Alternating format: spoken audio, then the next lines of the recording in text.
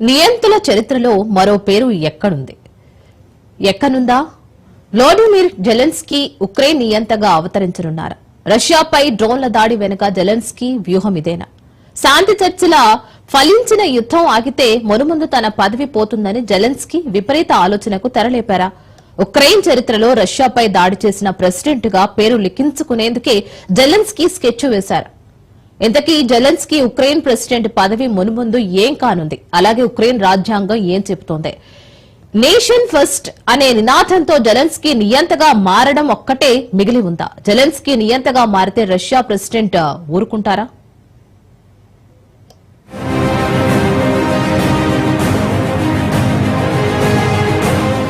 రష్యాతో యుద్ధం ఉక్రెయిన్ అధ్యక్షుడు జెలెన్స్కీ పదవిని సేఫ్ జోన్ లో ఉంచుతోంది.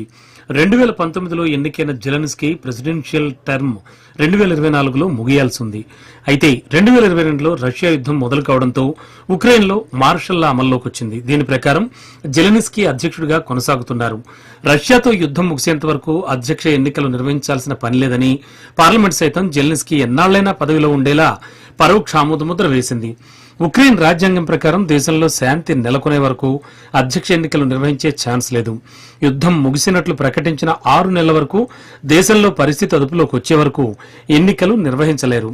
యుద్ధం ఎప్పుడు ఎండ్ అవుతుంది, ఉక్రెయిన్లో ఎప్పుడు సాధారణ పరిస్థితులు వస్తాయనేది ఇప్పుడున్న పరిస్థితుల్లో ఎవరూ చెప్పలేకుండా పోయింది. దీంతో జెలెన్స్కీ అధ్యక్ష పదవికి వచ్చిన ఢోకా ఏం లేదు. అయితే శాంతి చర్చల అంశం తెరపైకి రావడంతో జెలెన్స్కీ లాంగ్ రన్ ప్రెసిడెంట్ పోస్టుపై కన్నేసి డ్రోన్ల దాడి చేశారని టాక్ వస్తోంది. శాంతి చర్చల్లో రష్యా పెడుతున్న మొదటి డిమాండ్ ఉక్రెయిన్లో తక్షణం ఎన్నికలు నిర్వహించాలని, జెలెన్స్కీని దించేసి అక్కడ ఆయనకు పోటీగా ఉన్న మరో నేతను తెరపైకి తేవాలనేది రష్యా మనసులో ఉంది. గతంలో ఉక్రెయిన్ అధ్యక్షులు రష్యాకు అనుకూలంగా ఉండేవారు.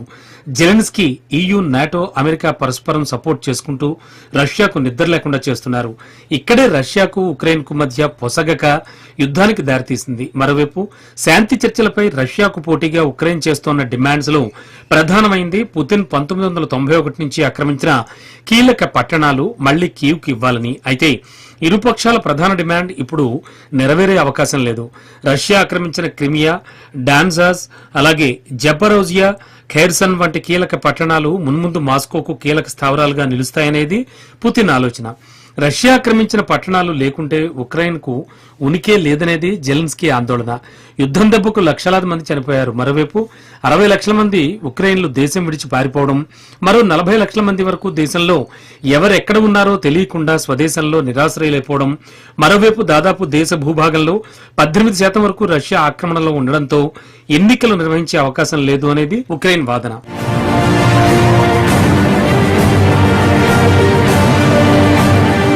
శాంతి చర్చలకు అమెరికా పట్టుబట్టడం, తమను మీడియా ముందే అమెరికా అధ్యక్షుడు ట్రంప్ శ్వేత సౌధంలో ఓ ఆట ఆడుకోవడం జెలెన్స్కీ మనసులో నుంచి తీసివేయలేకపోతున్నాడు. కాల్పుల విరమణకు ఒప్పుకోవాల్సి వస్తే అణుబలం ఉన్న రష్యా వైపే ప్రపంచ పెద్దన్న అమెరికా ఉంటుందనే భయం జెలెన్స్కీలో పట్టుకుంది. మరోవైపు సీజ్ ఫైర్ కు ఒప్పుకోవాల్సి వస్తే రష్యాది పైచే అవుతుందని భావించిన జెలెన్స్కీ మున్ముందు మాస్కోను టచ్ చేయలేమని ఫిక్స్ అయిపోయారు. దీంతో సీజ్ ఫైర్ కు ముందు రష్యా చరిత్రలో వణుకు పుట్టించిన నేతగా పేరు ఉండేందుకు అణు సంపత్తి లేని ఉక్రెయిన్ దాడి చేసినట్టు ఉండేలా డ్రోన్ల దాడితో జెలెన్స్కీ విరుచుకుపడ్డారు. 18 నెలలుగా చేసిన గ్రౌండ్ వర్క్ ఫలించి రష్యాలోని కీలక స్థావరాల్లోకి చొచ్చుకుపోయి మాస్కోను మటాష్ చేసేంత పనిచేశారు. ఒక్కో డ్రోన్ కేవలం దాదాపు 40-50 వేల రూపాయల ఖర్చుతో స్వదేశీ పరిజ్ఞానంతో తయారు చేయించారు. కొన్ని వందల డ్రోన్లు దాదాపు $7 బిలియన్ విలువైన రష్యన్ డిఫెన్స్ సిస్టమ్స్ ను నేలకూల్చడం మామూలు విషయమైతే కాదు. రష్యాపై డ్రోన్ దాడిలో ఉక్రెయిన్ భయపడుతోన్న, మరోవైపు సాధించామనే గుండె ధైర్యం నింపుకోగలిగింది.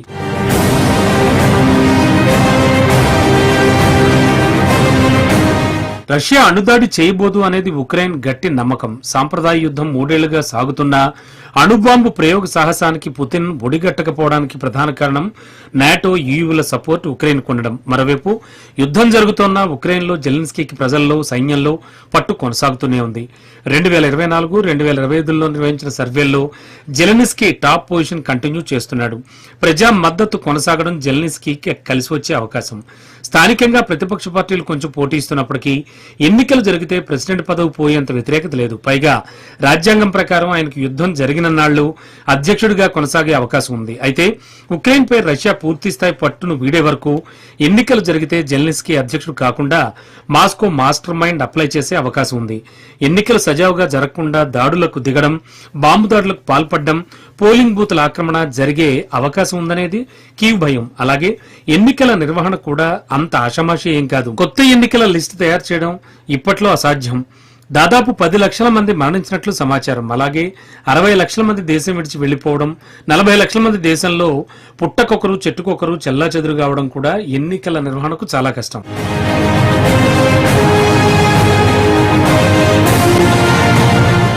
రష్యా సైన్యం బలంతో పోలిస్తే ఉక్రెయిన్ ఎందుకు పనికిరాదు. పుతిన్ ఆయుధ సంపత్తి ముందు జెలెన్స్కీ కొరగారు.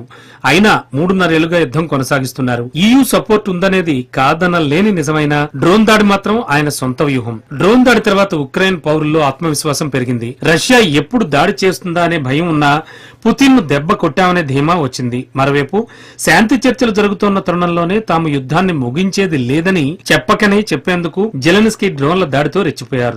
దీంతో రష్యా ఉక్రెయిన్ మధ్య యుద్ధం ఇప్పట్లో ఆగేలా లేదు. మరోవైపు జెలెన్స్కీ పదవికి వచ్చిన ముప్పేమీ లేదు. స్వదేశంలో అటు ప్రజాబలాన్ని సైనికుల తిరుగుబాటు చేయకుండా వారిలో ఆత్మస్థైర్యాన్ని నింపిన జెలెన్స్కీ రాజ్యాంగ పరంగా అధ్యక్షుడిగా కొనసాగేందుకు ఇబ్బందులేం లేవు. ఉక్రెయిన్ లో రష్యా అంతర్యుద్ధం చెలరేగేలా పరిస్థితులు కల్పించినా తన శక్తియుక్తులతో నియంతగా తన బలాన్ని మరింత పెంచుకుని పుతిన్ కు గట్టిగా జవాబు చెప్పొచ్చు.